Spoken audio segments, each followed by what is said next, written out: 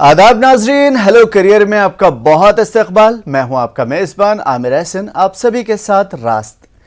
नाजरीन, economic times में centre for monitoring Indian economy की एक रिपोर्ट छपी है जिसके मुताबिक 2021 के अख्ताम तक हिंदुस्तान में 53 मिलियन लोग यानी करीब 5.5 करोड़ आई थिंक इससे ज़्यादा लोग जो है रोज़गार हैं। ये वो लोग हैं जिसके पास एजुकेशन है, हुनर है, लेकिन फिर भी वो बेरोज़गार हैं। और इसी रिपोर्ट के मुताबिक हिंदुस्तान में 38% रोजगार की शरह भी है। ये रिपोर्ट का हवाला आज इसलिए दे रहा हूं कि ऐसा नहीं है कि 38% के बाद मार्केट में जॉब नहीं है। जॉब है, लेकिन उसको हासिल करने वाले अफराद या तो इस जॉब तक पहुंच नहीं पा रहे हैं या फिर हुकूमत पर तकिया किए हुए आराम से लंतरानियां कर रहे हैं। इसे इल्ज़ाम मत समझिए। ये सही है कि हुकूमत की जिम्मेदारियों में से एक जिम्मेदारी ये भी है कि अवाम को जॉब के मौके फराहम करे, लेकिन सिर्फ हुकूमत पर ही तकिया करके आराम से नहीं रहा जा सकता। आज का दौर आगे बढ़कर अपने हुकूक छीन लेने का दौर है। वक्त की आंखों में आंखें डालकर अपनी परेशानियों से निजात पाने का जमाना है। जमाने की रफ्तार की दौर में यह वक्त जो है हमें आराम से उस खरगोश की तरह सोने का वक्त नहीं देता जो कछुए को कमजोर समझकर किसी दरख्त के साए में सो जाता है। आप चाहे खातून हो या मर्द हजरात, आपसे मेरा सीधा सवाल है, अपनी परेशानियों पर रोकर क्या मिलेगा? छोड़ दीजिए हुकूमत के वादे, छोड़ दीजिए मल्टीनेशनल कंपनियों की बातें। अगर आप तैयार हैं तो कोशिश कीजिए, राहें पैदा कीजिए, खुद रोजगार का जरिया बनिए। ये दुनिया किसी की भी नहीं सुनती, एक सेकंड में रोंद कर आपसे आगे निकल जाती है। न्यूज़ 18 उर्दू न सिर्फ आपके हौसलों में जान और परवाज में उड़ान भरता है, बल्कि आपके सामने ऐसे एक्सपर्ट्स को पेश करता है जो समाज में उतरकर लोगों के लिए रास्ते बना रहे हैं, उन्हें रोजगार से जोड़ रहे हैं। आज के हमारे मेहमान career counsellor Abhishek Ratan Chola ji, founder of Just Learn India. Abhishek ji, आपका बहुत इस्तकबाल हेलो करियर में। थैंक यू, नमस्कार, आदाब।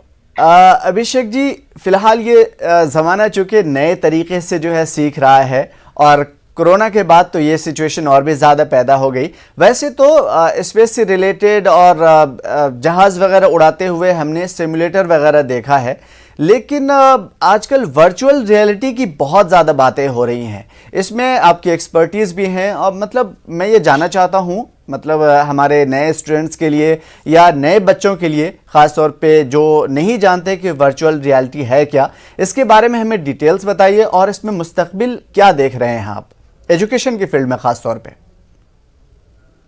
देखिए, जो वर्चुअल रियलिटी और मेटावर्स है, इस मेटावर्स की शुरुआत अमेरिका में पहले से हो चुकी है, लेकिन अमेरिका और देश इस वर्चुअल रियलिटी को सोशलाइजिंग के लिए यूज कर रहे हैं, लोगों से एक दूसरे की बात करने के लिए वो यूज कर रहे हैं।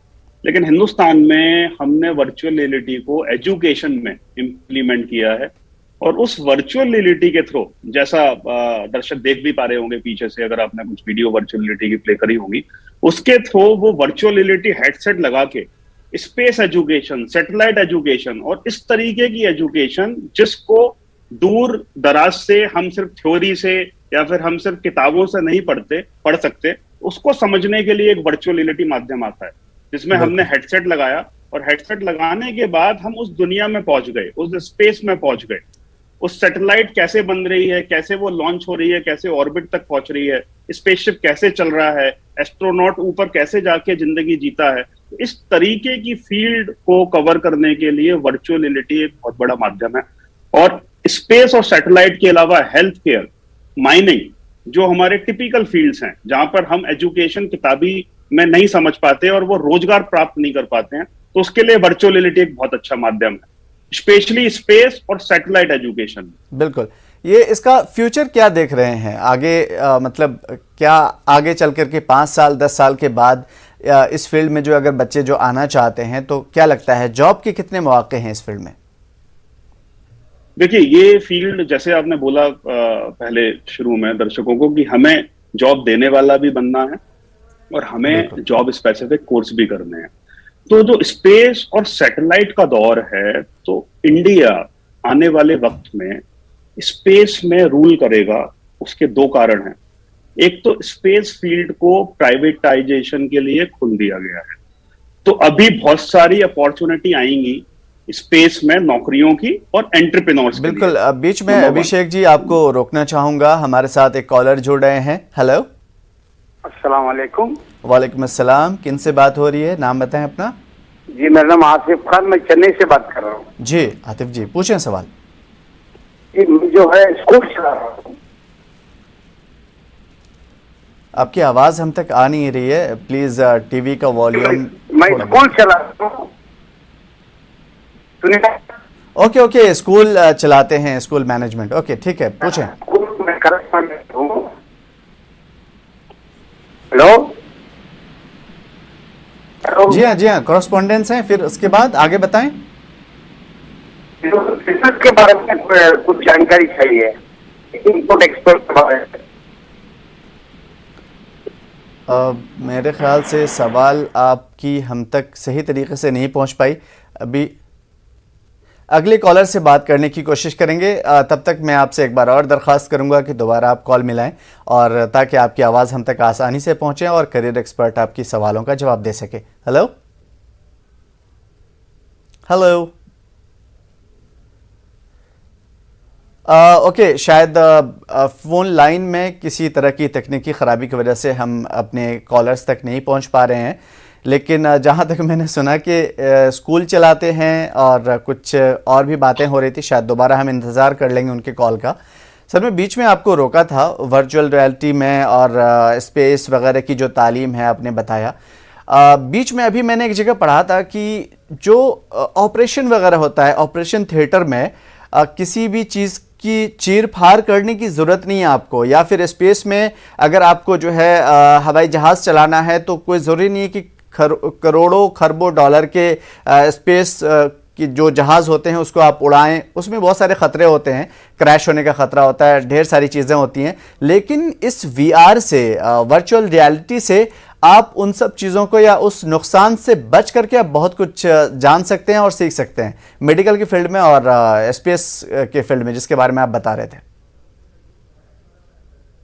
बिल्कुल बिल्कुल आमिर जी, जैसा आपने इस हेल्थ केयर की फील्ड की बात करी, तो जो आजकल ऑपरेशन हो रहे हैं तो बिना चीर फाड़ के, जैसे आपने बोला, तो रोबोटिक्स से ऑपरेशन हो रहे हैं। अब रोबोट ऑपरेशन कर रहा है और उस रोबोट की नॉलेज, पूरी रोबोट कैसे ऑपरेशन करेगा, और कोई भी अगर मशीन होती है तो वो मशीन हमें बाहर से दिखती है हमारी आंखों से।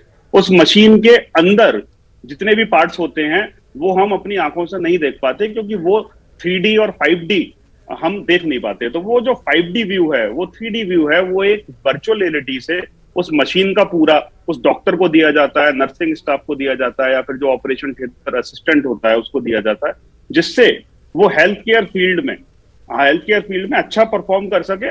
और जैसा आपने बोला कि पहले अब तक करोड़ों के खर्चे होते थे, जैसे अभी हम स्पेस का अगर एग्जाम्पल लें, तो अगर किसी एस्ट्रोनॉट को या फिर स्पेस इंजीनियर को अगर कोई पढ़ाई करनी है, कोई तालीम लेनी है, तो जरूरी नहीं है कि वो उस स्पेसशिप में बैठ के तालीम लेगा। या फिर जो स्पेसशिप के जो हमारे पहले, अब तक क्या होता था, स्पेसशिप के हमारे स्टिमुलेटर्स बनते थे, वो स्टिमुलेटर्स की जो कॉस्ट होती थी वो करोड़ों की होती थी। और जब स्टिमुलेटर की सिर्फ कॉस्ट करोड़ों की होती थी, तो इसलिए स्पेस एजुकेशन भी लाखों और करोड़ों में जाता था। और हिंदुस्तान उस स्पेस एजुकेशन में उस लेवल पे नहीं पहुंच पाया था अब तक, जो रशिया और अमेरिका ने करा, और रशिया अमेरिका पहुंचा। लेकिन थ्रू वर्चुअल रियलिटी हम अपने दूर दराज के लोगों को, हम अपने गांव के बच्चों को, हम अपने स्कूल के बच्चों को स्पेस की एजुकेशन भी दे पाएंगे वर्चुअल रियलिटी के कोर्सेज के थ्रू।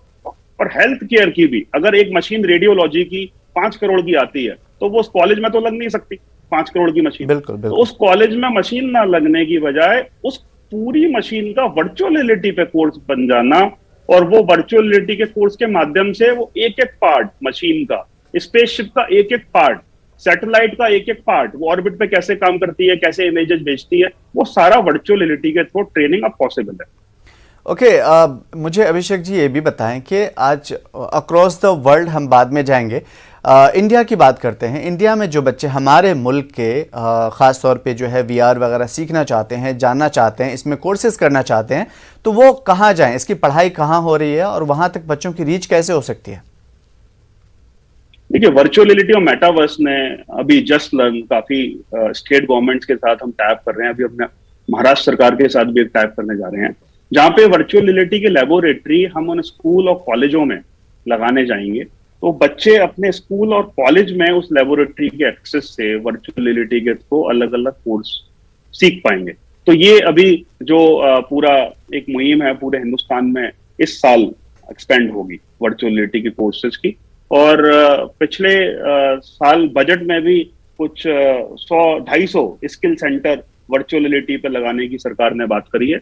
और अगर हम सैटेलाइट की बात करें, सैटेलाइट एजुकेशन की बात करें, तो अभी एक माननीय प्रधानमंत्री मोदी जी ने भी 75 सैटेलाइट बच्चों से बनवा के, और स्कूल कॉलेज के जो बच्चे हैं वो बनाएंगे, तो उन 75 सैटेलाइट को दिसंबर 2022 तक भी लॉन्च करने का प्लान है। इसे हम नैनो सैटेलाइट बोलेंगे अभी।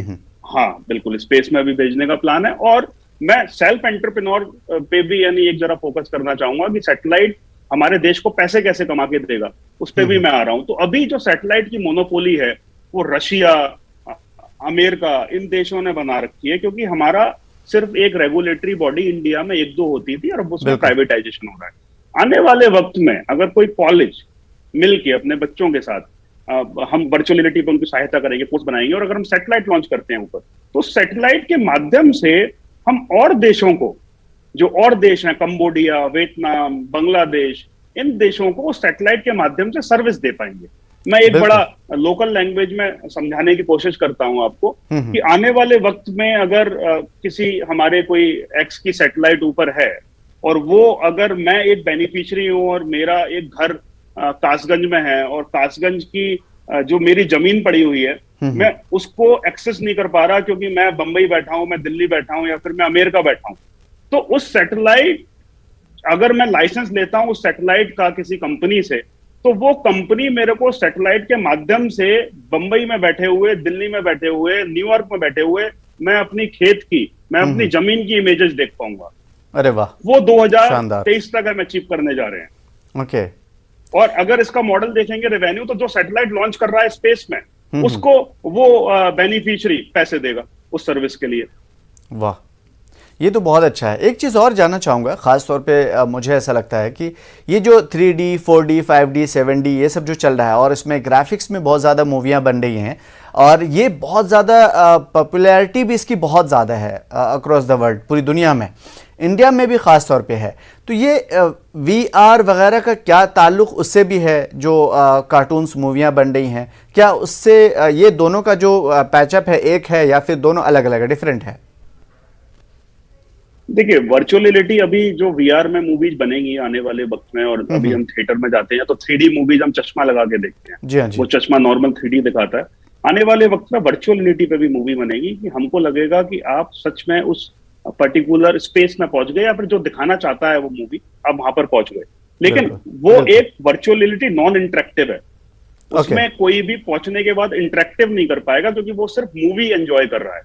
अभी हम जो वर्चुअल रियलिटी की एजुकेशन में बात कर रहे हैं ये इंटरेक्टिव है। वो अपने हाथों से और अपने बॉडी मूवमेंट से उस पर्टिकुलर एनवायरनमेंट में इंटरेक्ट करेगा। जैसे वो स्पेसशिप चलाएगा या फिर अगर पेशेंट है और अगर वो पेशेंट को CPR देना सीख रहा है या फिर कोई पेशेंट को ऑपरेशन करना सीख रहा है तो वो पेशेंट के साथ इंटरेक्ट करेगा और उस इंटरेक्शन में उसके हाथ में फीलिंग्स, वाइब्रेशंस सब कुछ वो फील करेगा। ठीक है। तो दो तरह के वर्चुअल रियलिटी हैं, एक इंटरेक्टिव, एक नॉन इंटरेक्टिव। बिल्कुल। नाजरीन, आपसे दरख्वास्त है कि आप हमें कॉल करके अपनी जो भी क्वेरी हैं, आपके क्वेश्चंस हैं, आपके बच्चों के, आपके दोस्तों के, आप हमसे पूछ सकते हैं।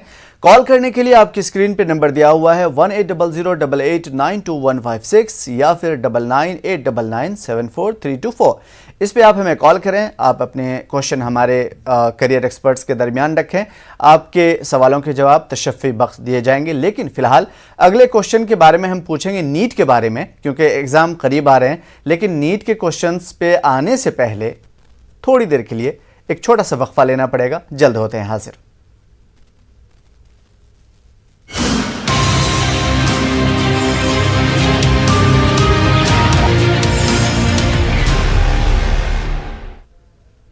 नाज़रीन, एक बार फिर से आपका इस्तक़बाल है प्रोग्राम हेलो करियर में। हेलो करियर में आपके सवाल चाहे जॉब के रिलेटेड हो या फिर आपकी पढ़ाई के रिलेटेड हो, आपके बच्चे या आपके दोस्त या आपके भाई बहनों किसी के भी सवाल हों, आप पूछ सकते हैं इस प्रोग्राम में। फिलहाल आज हमारे साथ जो है प्रोग्राम में जुड़े हुए हैं अभिषेक रतन चोला जी, जस्ट लर्न इंडिया के फाउंडर हैं।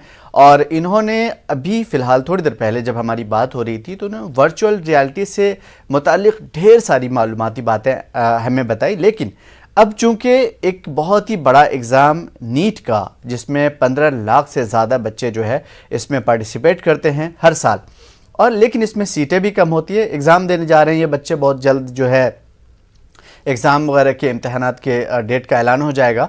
मैं अभिषेक जी ये पूछना चाहूँगा कि बच्चे नीट की तैयारी के लिए कौन से उसूलों को, रूल्स को अपनाएं, और क्योंकि ये हर बच्चे का ख्वाब भी होता है, माँ बाप की तपस्याएं भी होती हैं, तो उनका समाधान भी हो सके और हल निकले और बच्चे जो है नीट में अच्छा कोर्स कर सकें, अच्छे स्कोर्स बना सकें।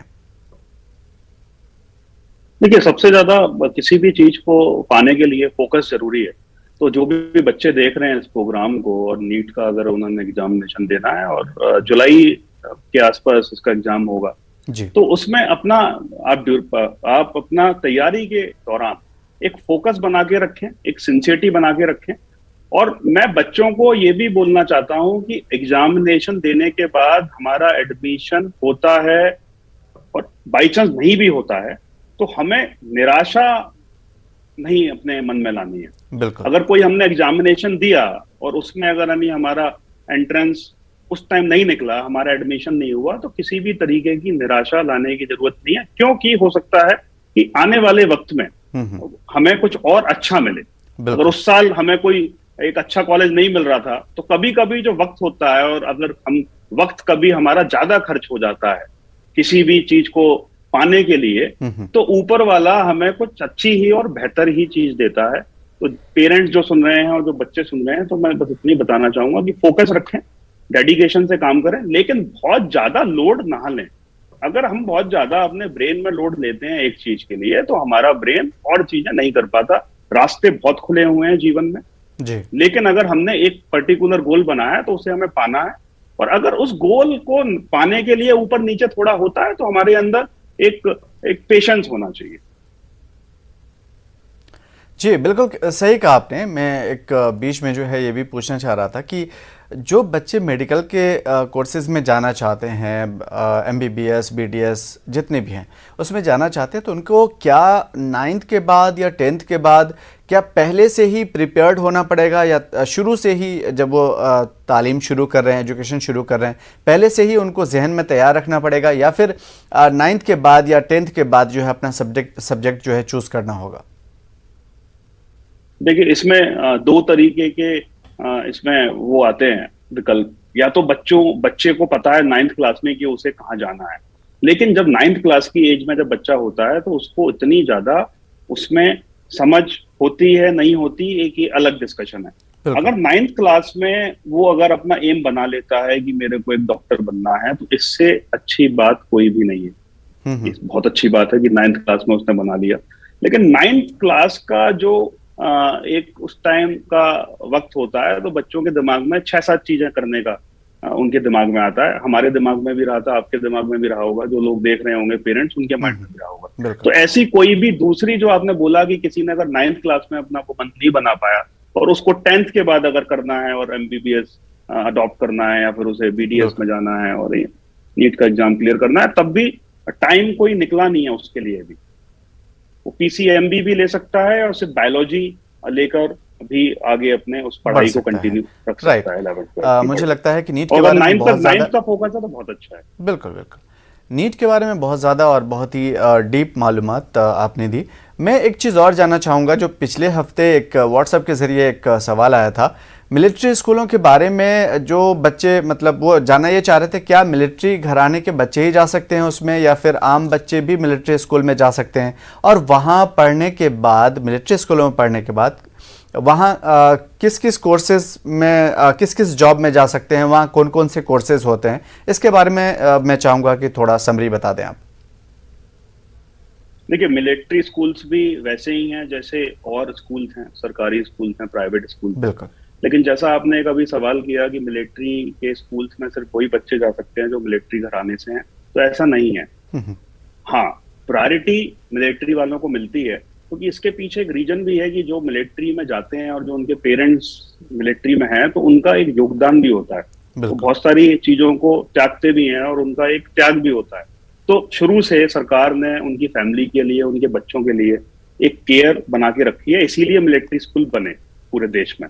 लेकिन ऐसा नहीं है कि मिलिट्री स्कूल में और बच्चे नहीं जाते हैं। अगर हम परसेंटेज देखें तो 20 से 30% सिविलियंस के बच्चे भी मिलिट्री स्कूल्स में पढ़ते हैं, वो भले एयरफोर्स के स्कूल हो या आर्मी स्कूल हो।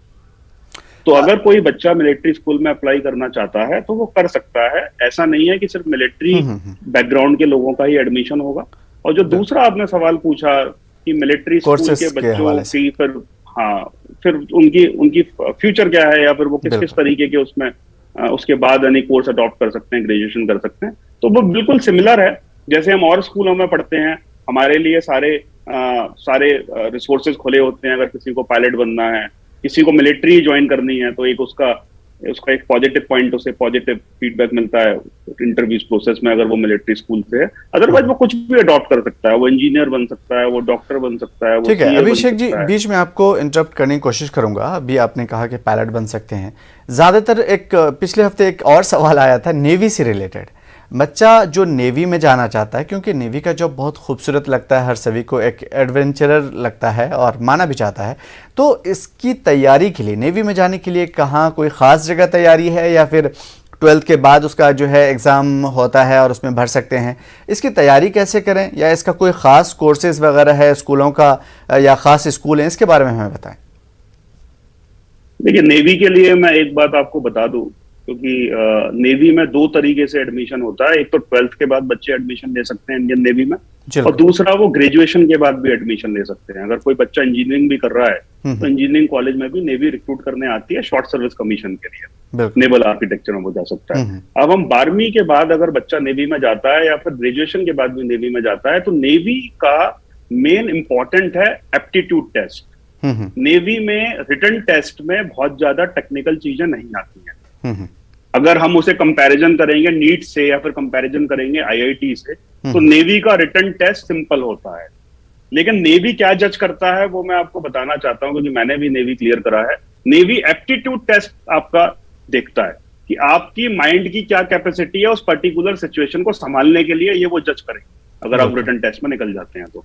जैसे मैं एक एग्जांपल देता हूं, जब एप्टीट्यूड टेस्ट होता है तो उन्होंने कोई भी स्क्रीन पे कुछ ब्लर चला दिया, और वो ब्लर आपके समझ नहीं आया, सिर्फ उन्होंने 1 मिनट के लिए वो ब्लर स्क्रीन चलाई, और उस ब्लर स्क्रीन के बारे में आपको 10 मिनट लिखना है, या फिर 100 वर्ड्स में लिखना है, या फिर उसको इसके बारे में 10 मिनट बोलना है। तो उनका टेस्ट में वो ये नहीं देखते कि वो स्क्रीन में क्या था, वो ये देखते हैं कि स्क्रीन को देखकर आपने अपने माइंड में क्या बनाया, और एकदम आप इमीडिएट क्या उसमें रिएक्ट कर पाए। तो अगर नेवी के लिए हम तैयारी कर रहे हैं तो एप्टीट्यूड, फोकस, हमारा क्लैरिटी होनी चाहिए। अगर कोई भी यानी हम किसी भी चीज में बात कर रहे हैं तो क्लैरिटी होनी चाहिए, उस पर थोड़ा सा हम ध्यान दें। और ऑफ कोर्स मेडिकल कंपलसरी है।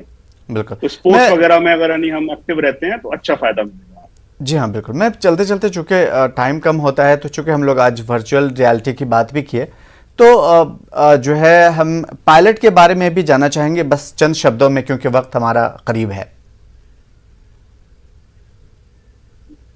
पायलट के लिए अगर कोई तैयारी करना चाहता है तो 12th के बाद उसका एडमिशन वो ले सकता है। पायलट में 2 तरीके के लाइसेंस होते हैं। एक होता है पीपीएल, जिसे हम प्राइवेट पायलट लाइसेंस बोलते हैं, जिसमें कुछ 50 घंटों की फ्लाइंग हमें करनी होती है। इसमें 40 घंटे की फ्लाइंग हमें करनी होती है प्लेन में विद इंस्ट्रक्टर, और 10 घंटे हमें फ्लाइंग करनी होती है सोलो। और उसके बाद कॉमर्शियल पायलट लाइसेंस के लिए फिर हमें फर्दर 200 घंटे की फ्लाइंग करनी पड़ती है। तो टोटल 250 घंटे की फ्लाइंग के आसपास से एक कॉमर्शियल पायलट लाइसेंस मिलता है। अब इसमें ग्राउंड की जो पढ़ाई है, तो इसमें 2-3 टॉपिक आते हैं, एयर नेविगेशन, एयर मेट्रोलॉजी, और इंडिया में इसको डायरेक्ट करता है डायरेक्टरेट ऑफ सिविल एजुकेशन। बिल्कुल। अभिषेक जी, इस जगह को, इस टॉपिक को हम लोग यहाँ पे रोकना चाहेंगे। इसके बारे में हम तफसील से अगले हफ्ते बात करेंगे। लेकिन चलते चलते नाजरीन, आपको ये बता दूं कि अगर करियर का आपके अंदर डर है और फ्यूचर का आपके अंदर जो है फेयर है, तो डरने की कोई ज़रूरत नहीं है, क्योंकि हेलो करियर है आपके सामने। फिर हाजिर होंगे अगले हफ्ते आप सभी के साथ। तब तक के लिए दीजिए हमें इजाज़त। आदाब।